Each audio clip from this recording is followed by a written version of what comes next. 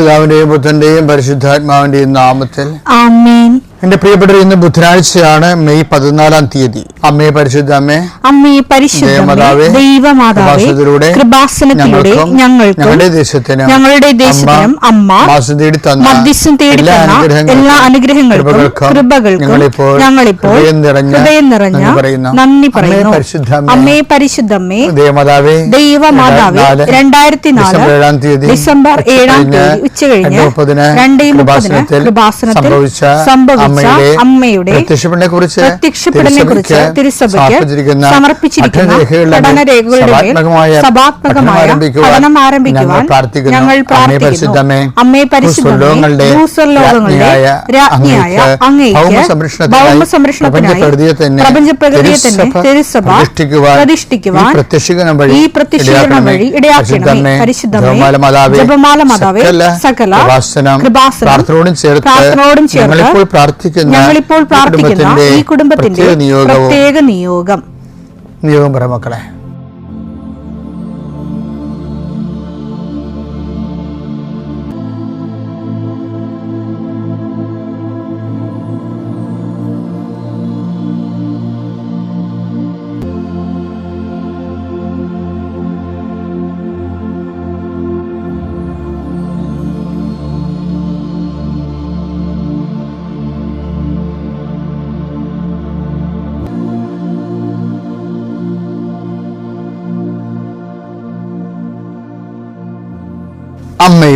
അമ്മയുടെ പ്രത്യക്ഷീകരണത്തിന്റെ ഈ അനുഗ്രഹവേളയിൽ ഞങ്ങൾക്ക് സാധിച്ചു തരുവാൻ കനിയണമേ. ആമേൻ. വിശ്വാസ പ്രമാണം. സർവശക്തനായ പിതാവും ആകാശത്തിന്റെയും ഭൂമിയുടെയും സൃഷ്ടാവുമായ ദൈവത്തിൽ ഞാൻ വിശ്വസിക്കുന്നു. അവിടുത്തെ ഏകപുത്രനും ഞങ്ങളുടെ കർത്താവുമായ ഈശോമിശിഹായിലും ഞാൻ വിശ്വസിക്കുന്നു. ഈ പുത്രൻ പരിശുദ്ധാത്മാവിനാൽ ഗർഭസ്ഥനായി കന്യകാമറിയത്തിൽ നിന്ന് പിറന്ന് പൊന്തിയോസ് പീലാത്തോസിന്റെ കാലത്ത് പീഡകൾ സഹിച്ച് കുരിശിൽ തറയ്ക്കപ്പെട്ട് മരിച്ച് അടക്കപ്പെട്ട് പാതാളങ്ങളിൽ ഇറങ്ങി മരിച്ചവരുടെ ഇടയിൽ നിന്ന് 3-ാം നാൾ ഉയർത്ത് സ്വർഗത്തിലേക്ക് എഴുന്നള്ളി സർവശക്തിയുള്ള പിതാവായ ദൈവത്തിന്റെ വലതുഭാഗത്തിരിക്കുന്നു. അവിടെ നിന്ന് ജീവിക്കുന്നവരെയും മരിച്ചവരെയും വിധിക്കുവാൻ വരുമെന്നും ഞാൻ വിശ്വസിക്കുന്നു. പരിശുദ്ധാത്മാവിലും ഞാൻ വിശ്വസിക്കുന്നു. വിശുദ്ധ കത്തോലിക്കാ സഭയിലും പുണ്യവാന്മാരുടെ ഐക്യത്തിലും പാപങ്ങളുടെ മോചനത്തിലും ശരീരത്തിന്റെ ഉയർപ്പിലും നിത്യമായ ജീവിതത്തിലും ഞാൻ വിശ്വസിക്കുന്നു. ആമേൻ. സ്വർഗ്ഗസ്ഥനായ ഞങ്ങളുടെ പിതാവേ, അങ്ങയുടെ നാമം പൂജിതമാകണമേ. അങ്ങയുടെ രാജ്യം വരണമേ. അങ്ങയുടെ തിരുമനസ് സ്വർഗത്തിലെ പോലെ ഭൂമിയിലും ആകണമേ. അന്നു വേണ്ടുന്ന ആഹാരം ഇന്ന് ഞങ്ങൾക്ക് തരണമേ. ഞങ്ങളോട് തെറ്റ് ചെയ്യുന്നവരോട് ഞങ്ങൾ ക്ഷമിക്കുന്നത് പോലെ ഞങ്ങളുടെ തെറ്റുകൾ ഞങ്ങളോടും ക്ഷമിക്കണമേ.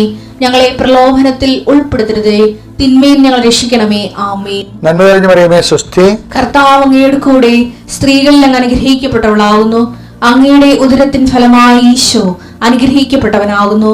പരിശുദ്ധ മറിയമേ, തമ്പുരാന്റെ അമ്മേ, പാപികളായ ഞങ്ങൾക്ക് വേണ്ടി ഇപ്പോഴും ഞങ്ങളുടെ മരണസമയത്തും തമ്പുരാനോട് അപേക്ഷിക്കണമേ. ആമേൻ.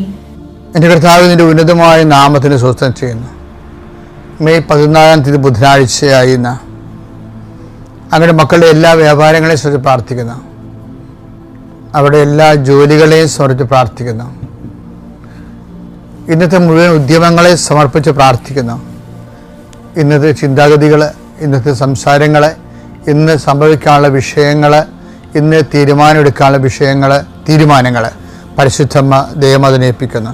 ആശുപത്രിയിൽ കിടക്കരോഗിയിൽപ്പെട്ടിരിക്കുന്നവരും ഉണങ്ങാത്ത പരുവ് കരിഞ്ഞു പോണതായിട്ട് കർത്താവ് കാണിക്കുന്നുണ്ട്.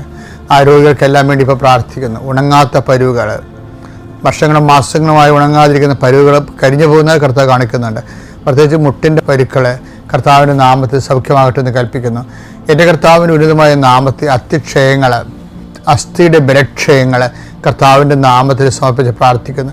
മാതാവിൻ്റെ മധ്യ സ്നേഹിപ്പിച്ച് പ്രാർത്ഥിക്കുന്നു. കർത്താവിൻ്റെ ഉന്നതമായ നാമത്തിന് ശരീരത്തിൽ കർത്താവ് ചൂട് കൂടുന്നതിന് മൂലകാരണങ്ങളുണ്ടാകുന്ന രോഗങ്ങൾ, ആ രോഗങ്ങളെ മുഴുവനായി ശ്രദ്ധിച്ച് പ്രാർത്ഥിക്കുന്നു. കർത്താവ് നിന്റെ തിരുമുറിവാടുന്ന വലതുകരം, ആണിപ്പെടുത്താറുന്ന അത്ഭുതകരം, അങ്ങനെ ശരീരം മൊത്തത്തിൽ ചൂടാകുന്ന വ്യക്തികൾ, മൊത്തത്തിൽ രക്തം ചൂടാകുന്ന വ്യക്തികൾ, കോശങ്ങൾ ചൂടാകുന്ന വ്യക്തികൾ, ആകപ്പാട് ചൂട് കൊണ്ട് ഉറക്കമില്ലാത്ത വ്യക്തികൾ, പ്രഷർ കൂടുന്നവർ, ഷുഗർ കൂടുന്നവർ, മറ്റു രോഗങ്ങളിലെല്ലാം ആധിക്യമുള്ളവർ യേശുക്രിസ്തു ഉന്നതമായ നാമത്തിൽ സൗഖ്യപ്പെടട്ടെ എന്ന് പ്രാർത്ഥിക്കുന്നു. എൻ്റെ കർത്താവിൻ്റെ ഉന്നതമായ നാമത്തിൽ ജോലി ഇല്ലാത്ത ദിവസത്തിൽ പ്രാർത്ഥിക്കുന്നു. ജോലിക്ക് വേണ്ടി പരിശ്രമിക്കുന്ന ദിവസം പ്രാർത്ഥിക്കുന്നു. പരിശ്രമിച്ചിട്ടും പേർത്തും കർത്താവെ അങ്ങനെ അവരുടെ ഉദ്യമങ്ങൾ എല്ലാം അവതാളത്തിലാവുകയും നഷ്ടപ്പെടുകയും ചെയ്യുന്നവർ, അതിന് ഫലപ്രാപ്തി കാണാതെ മനസ്സിടിഞ്ഞു പോയവർക്ക് വേണ്ടി പ്രാർത്ഥിക്കുന്നു. കർത്താവ് ഓരോ ഉദ്യമങ്ങൾ, ഓരോ പരീക്ഷകൾ, ഓരോ ഇൻ്റർവ്യൂകൾ അവരെ തോറ്റെന്ന് കേൾക്കുമ്പോൾ അവരെക്കുറിച്ച് തന്നെയുള്ള ആത്മവിശ്വാസം നഷ്ടപ്പെടുകയും, അതേസമയം കർത്താവ് ഉടമ്പടിയുടെ ശക്തിയിൽ നോട്ട് ബൈ മെറിറ്റിൽ ബട്ട് ബൈ ഗ്രേസിൽ വർക്ക് ചെയ്യുന്ന ഉടമ്പടി ദൈവത്തിൻ്റെ കൃപയിൽ അമിതമായി ആശ്രയിച്ചുകൊണ്ടും അടിസ്ഥാനപരമായി ആശ്രയിച്ചുകൊണ്ടും കർത്താവിൻ്റെ കൃപയെ ആർജിക്കാൻ ആവശ്യമായ ജീവിത രീതി പുനഃക്രമീകരിച്ചുകൊണ്ടും സുവിശേഷമായി ജീവിക്കാൻ വേണ്ടി ആത്മീയ കൃപയ്ക്ക് വേണ്ടി പ്രാർത്ഥിക്കുന്നു. എൻ്റെ കർത്താവ് ഉന്നതമായ നാമത്തെ ആശ്രയിച്ച് പ്രാർത്ഥിക്കുന്നു. വീട്, അതുതന്നെ പാർപ്പിടം, അതിൻ്റെ കേടുപാടുകൾ, അതുമൂലം ഉണ്ടാകുന്ന അറ്റകുറ്റപ്പണികൾ, വീടുള്ളതും ഇല്ലാത്തതും ഒരുപോലെ ആകുന്ന രീതിയിലുള്ള ചോർച്ചകൾ, അതിന് റിപ്പയർ ചെയ്യാൻ മാർഗമില്ലാത്തവർ, അതിന് ചെയ്യാതെ കഴിഞ്ഞാൽ ഭാഗോടപടി നടക്കാത്ത കുടുംബങ്ങൾ, അതിൻ്റെ പേര് ആർക്കും തറവാടിനോട് താല്പര്യമില്ലാത്തവൻ്റെ പേരിൽ ആരും കാശ് മുടക്കാതെ ഇട്ടിരിക്കുന്ന കുടുംബങ്ങൾ, ദ്രവിച്ചുകൊണ്ടിരിക്കുന്ന തറവാടുകൾ, അത് താമസിക്കുന്നതിന് വരുന്ന മക്കൾ, അവരുടെ മാനസിക അവസ്ഥകൾ എല്ലാം സമർപ്പിച്ച് പ്രാർത്ഥിക്കുന്നു. കർത്താവ് ഈ ഇരുട്ടുമൂടി കിടക്കുന്ന കുടുംബങ്ങൾ, മാനസികമായിട്ട് ഇരുട്ടുമൂടി കിടക്കുന്ന കുടുംബങ്ങൾ, സാമ്പത്തികമായി ഇരുട്ടുമൂടി കിടക്കുന്ന കുടുംബങ്ങൾ, പരസ്പര ബന്ധവും സ്നേഹവും ഇല്ലാതെ എവിടെയെങ്കിലും പോയാൽ മതി, വിറ്റ് ചുട്ട് കളഞ്ഞാൽ മതി, ഇത് വിറ്റ് കിട്ടിയാൽ മതി എന്നൊക്കെ പറഞ്ഞുകൊണ്ട് ഇങ്ങനെ വല്ലാത്ത രീതിയിൽ അങ്ങോട്ടും ഇങ്ങോട്ടും കുറ്റം പഴിചാരി ഭാരപ്പെടുന്ന വ്യക്തികളുടെ ജീവിതം കർത്താവിൻ്റെ കുരിശ് ഞാൻ ആ ഭവനത്തിൻ്റെ വാതിൽ നാട്ടുന്നു. പൈശാചികമായ സ്വാധീനങ്ങൾ അവിടുന്ന് വിഴിഞ്ഞു പോയിട്ട് മാതാവിൻ്റെ മധ്യ ശിശു നാമത്തിൽ കൽപ്പിക്കുന്നു. എൻ്റെ കർത്താവിൻ്റെ ഉന്നതമായ നാമത്തിൽ നിങ്ങളുടെ കുഞ്ഞുങ്ങളുടെ വിദ്യാഭ്യാസം, കുഞ്ഞുങ്ങളുടെ അഡ്മിഷൻസ് എല്ലാം സംബന്ധിച്ച് പ്രാർത്ഥിക്കുന്നു. പുതിയ കാലങ്ങളിലേക്ക് നമ്മൾ പുതിയ പരീക്ഷകളെല്ലാം പാസ്സായി പുതിയ ജീവിതമാക്കി മേഖലകളിലേക്ക് ഏത് ഗ്രൂപ്പ് തിരഞ്ഞെടുക്കണമെന്ന് അറിയാൻ പാടില്ലാതെ, എന്ത് തിരഞ്ഞെടുത്താൽ ഗതി പിടിക്കുമെന്ന് അറിയാൻ പാടില്ലാതെ അങ്ങോട്ടും ഇങ്ങോട്ടും ചോദിച്ചു നടക്കുന്ന ഒരു കാലമാണിത്. അവർക്കെല്ലാം ദൈവത്തിൽ ആശ്രയിക്കുമ്പോൾ ദിശാബോധം ഉണ്ടാകാനും അവരെടുക്കുന്ന തീരുമാനങ്ങൾ തെറ്റാതിരിക്കാനും വേണ്ടി പരിശുദ്ധമായ ദേവമാതാവിനെ ഏൽപ്പിച്ചുകൊണ്ട് പ്രാർത്ഥിക്കുന്നു. ഈ യാത്രകളെ പ്രാർത്ഥിക്കുന്നു. യാത്രയ്ക്ക് ഒരുങ്ങുന്നവരെ, യാത്രയ്ക്ക് പോകുന്നവരെ, യാത്രയ്ക്ക് വേണ്ടി അനുതാരം ഒരുക്കുന്നവർ, യാത്രയ്ക്ക് വേണ്ടിയുള്ള രേഖകൾ സമ്പാദിക്കാൻ വേണ്ടിയുള്ള യാത്രയിലായിരിക്കുന്നവരെല്ലാം കർത്താവിൻ്റെ നാമത്തിൽ ഞാൻ ആസ്വദിക്കുന്നു. കർത്താവ് ചില ഉത്തരങ്ങൾ അതുപോലെ തന്നെ ചില റിസൾട്ടുകൾ ഒക്കെ പ്രതീക്ഷിച്ചുകൊണ്ട് പ്രാർത്ഥിച്ചുകൊണ്ടിരിക്കുന്നവരുണ്ട്. അവർക്കെല്ലാം അനുകൂലമായ റിസൾട്ട് വരാൻ വേണ്ടി പരിശുദ്ധമായ ദേവമാതാവിനെ ഏൽപ്പിച്ച് പ്രാർത്ഥിക്കുന്നു. കർത്താവ് തൊലി പൊളിഞ്ഞു പോകുന്നവരെ കാണിക്കുന്നുണ്ട്. നെറ്റിയിൽ ഉൾപ്പെടെ തൊലി പൊളിഞ്ഞു പോകുന്ന അസുഖങ്ങൾ, സോറിയാസിസ് പോലുള്ള അസുഖങ്ങൾ, അത് എക്സിമ പോലുള്ള അസുഖങ്ങളെ സഹജ പ്രാർത്ഥന അവിടെയെല്ലാം കർത്താവിൻ്റെ വിശുദ്ധമായ രക്തത്താൽ തളിക്കപ്പെടുകയും ആ രോഗം പൂർണ്ണമായി സുഖപ്പെടുകയും ചെയ്തിട്ട് പ്രാർത്ഥിക്കുന്നു. ഇതിന് മരുന്നില്ലെന്ന് പലപ്പോഴും ഡോക്ടർ പറഞ്ഞിട്ടുള്ള രോഗങ്ങൾ കേൾക്കുമ്പോൾ അതിന് എനിക്ക് മരുന്നില്ലാത്ത രോഗമാണല്ലോ വന്നെന്ന് ഓർത്ത് ആശങ്കപ്പെടുകയും സങ്കടപ്പെടുകയും ചെയ്യുന്ന വ്യക്തികളിൽ ഏറ്റവും വലിയ മരുന്നായ കർത്താവിൻ്റെ വിശുദ്ധമായ രക്തത്താൽ നീ ആലേഖനം ചെയ്യുകയും അഭിഷിക്തരാകുകയും കർത്താവിൻ്റെ നാമത്തെ നിത്യമായ രോഗം സുഖപ്പെടുകയും ചെയ്തെന്ന് പ്രാർത്ഥിക്കുന്നു. എൻ്റെ കർത്താവിൻ്റെ ഉന്നതമായ നാമത്തെ സഭയുടെ അധികാരത്തിൽ സാമ്പത്തിക കൊടുക്കവാങ്ങലുകൾ, സ്ഥലത്തിൻ്റെ കൊടുക്കവാങ്ങലുകൾ, വെച്ചുമാടലുകൾ ഇവിടെയെല്ലാം നീ ചതിക്കപ്പെടാതിരിക്കാൻ വേണ്ടി നിനക്ക് ദൈവികമായ സംരക്ഷണം യേശുനാമത്തിൽ സംരക്ഷിക്കപ്പെടേണ്ടത് പ്രാർത്ഥിക്കുന്നു. എൻ്റെ കർത്താവിനുമായ നാമത്തിൽ സഭയുടെ അധികാരത്തിൽ ക്രിസ്തുവിൻ്റെ അടയാളത്തിൽ ദൈവശക്തിയാൽ നീ ആശ്രയിക്കപ്പെടട്ടെ. എൻ്റെ പ്രിയപ്പെട്ടവരെ, നമുക്ക് ഏറ്റവും ബുദ്ധിമുട്ടുള്ളൊരു വിഷയമാണ് എന്ന് ഏറ്റവും കൂടുതൽ ദൈവിക കൃപ ലഭിക്കുന്ന ഒരു വിഷയമാണ് ഈ മനസ്താപം എന്ന് പറയുന്നത്. മനസ്താപം ഭയങ്കരമായ ഒരു നടപടിക്രമമാണ്. സുവിശേഷം ഓപ്പൺ ചെയ്യുമ്പോൾ ആദ്യമേ പറയുന്ന വാക്ക് മനസ്തപിക്കുക, സുവിശേഷത്തെ വിശ്വസിക്കുക. മർക്കോസിന്റെ 1:15 എടുത്തേ. അവൻ പറഞ്ഞു സമയം പൂർത്തിയായി, ദൈവരാജ്യം സമീപിച്ചിരിക്കുന്ന അനുദപിച്ച് സുവിശേഷത്തിൽ വിശ്വസിക്കുക. അപ്പൊ സുവിശേഷത്തിൽ വിശ്വസിക്കുന്നതാണ് ഒരു മനുഷ്യൻ രക്ഷ പ്രാപിക്കാനും സുവിശേഷം മനുഷ്യൻ നൽകുന്ന വാഗ്ദാനം പ്രാപിക്കാനും ഏറ്റവും എളുപ്പമാർഗം സുവിശേഷത്തിൽ വിശ്വസിക്കുന്നതാണ്. അപ്പം നമ്മുടെ വിളി എന്താണെന്ന് ചോദിച്ചു കഴിഞ്ഞാൽ അടിസ്ഥാന വിളി എന്താണ്? ഇപ്പം ഞങ്ങളൊക്കെ വൈദികരായി, ശരി, പക്ഷെ അടിസ്ഥാന വിളി എന്താണ്? വൈദിക വൃത്തിയല്ല, സുവിശേഷത്തെ വിശ്വസിക്കുന്നതാണ്. ഈ സുവിശേഷത്തെ വിശ്വസിക്കുന്നതിന് വിശ്വസിക്കുന്നവർക്ക് അവരെ വിശ്വസിക്കുമ്പോഴാണല്ലോ അവൻ പറയണ പോലെ ചെയ്യണേ. നമ്മൾ ഉടമ്പടിയുടെ ഉദ്ദേശം അത് തന്നെയാണല്ല. അവൻ പറയണ പോലെ ചെയ്യണമെങ്കിൽ നമ്മൾ എന്ത് ചെയ്യണം? അവൻ പറയുന്നതിൽ വിശ്വസിക്കണ്ടേ? ഇവിടെയാണ് ഇത് വളരെ ശ്രദ്ധിക്കണം. അവൻ അങ്ങനെ വിശ്വസിക്കണമെങ്കിൽ എന്ത് ചെയ്യണം? അത് പ്രീറെക്വിസിറ്റ്സ് എന്താണ്? മുന്നാവശ്യം എന്താണ്? അനുദപിക്കണമെന്ന്. അനുദപിക്കണം എന്ന് വെച്ച് കഴിഞ്ഞാൽ സുവിശേഷത്തിന് വിരുദ്ധമായ എല്ലാ നടപടിക്രമങ്ങളും, നമ്മൾ ചെയ്തു പോയ വിഷയങ്ങളും ജീവിക്കുന്ന സാഹചര്യങ്ങളിൽ നിന്ന് അനുതാപം ഉണ്ടാകണം. അല്ലാതെ ഞാൻ ചില ആൾക്കാരൊക്കെ ഇല്ലേ, 3 പ്രാവശ്യം ബൈബിൾ എഴുതി എന്നൊക്കെ പറയത്തില്ലേ, അത് നല്ല കാര്യമാണ്. പക്ഷേ അടിസ്ഥാനം നമ്മുടെ ലൈഫ് എന്താണ്? ബൈബിൾ എഴുതുകയല്ലല്ല ശരിക്കും. ആദ്യം ബൈബിള് വിശ്വസിക്കണമെങ്കിൽ എന്ത് ചെയ്യണം? അനുദപിക്കണം. ഈ ബൈബിൾ എഴുതാൻ ഉദ്ദേശിക്കുന്നവരൊക്കെ ആദ്യം അനുദപിച്ചിട്ട് വേണം ഈ പണിക്ക് ഇറങ്ങാൻ. കാര്യം അനുദപിക്കുക എന്ന് പറഞ്ഞാൽ എന്താണെന്ന് വെച്ച് കഴിഞ്ഞാൽ, അനുതാപം എന്താണ്? ഇപ്പം ടൈം എന്താണെന്ന് വെച്ച് കഴിഞ്ഞാൽ അതിന് മെറ്റാഫിസിക്കൽ മീനിങ് ഉണ്ട്, ഡെഫിനിഷൻ ഉണ്ട്. എന്താ? Time is A measurement of movements. ഒരു ചലനങ്ങളുടെ ആകത്തുകയാണ് സമയം. പക്ഷേ വാട്ട് ഈസ് കൺട്രിഷൻ? അനുതാപം എന്താണ്? അനുതാപം എന്താണെന്ന് വെച്ച് കഴിഞ്ഞാൽ അതിൻ്റെ സിമ്പിളായിട്ടുള്ള മറുപടി എന്ന് വെച്ച് കഴിഞ്ഞാൽ, അനുഭവജ്ഞാനത്തിൽ നിന്ന് പറഞ്ഞു കഴിഞ്ഞാൽ അത് പറയണത് ദൈവസ്നേഹം അംഗീകരിക്കലാണ്. ദൈവസ്നേഹത്തെ അംഗീകരിക്കലാണ്. അപ്പോൾ ദൈവസ്നേഹത്തെ അംഗീകരിക്കുന്നത് കൊണ്ടാണ് നമുക്ക് വിനയപ്പെടാനും അതുപോലെ തന്നെ ആവശ്യമുള്ളയിടത്ത് നമുക്ക് ഹെൽപ്പ് ചെയ്യാനും, അതുപോലെ തന്നെ ആവശ്യമുള്ള വിഷയത്തിൻ്റെ മേലെ ഈ ദൈവസ്നേഹം അംഗീകരിക്കുന്ന വ്യക്തികളിലാണ് ദൈവം സാന്നിധ്യം നൽകണത്. ഒരു ഡോർ ഓപ്പൺ ചെയ്യണ പോലെയാണ്. അനുതാപം എന്ന് പറയുമ്പോൾ നമുക്ക് നെഗറ്റീവായിട്ട് തോന്നും. അപ്പോൾ എനിക്കൊരു അനുതാപത്തിൻ്റെ ആവശ്യമില്ല, ഞാനൊരു തെറ്റും ചെയ്തില്ല എന്നൊക്കെ പറയാം.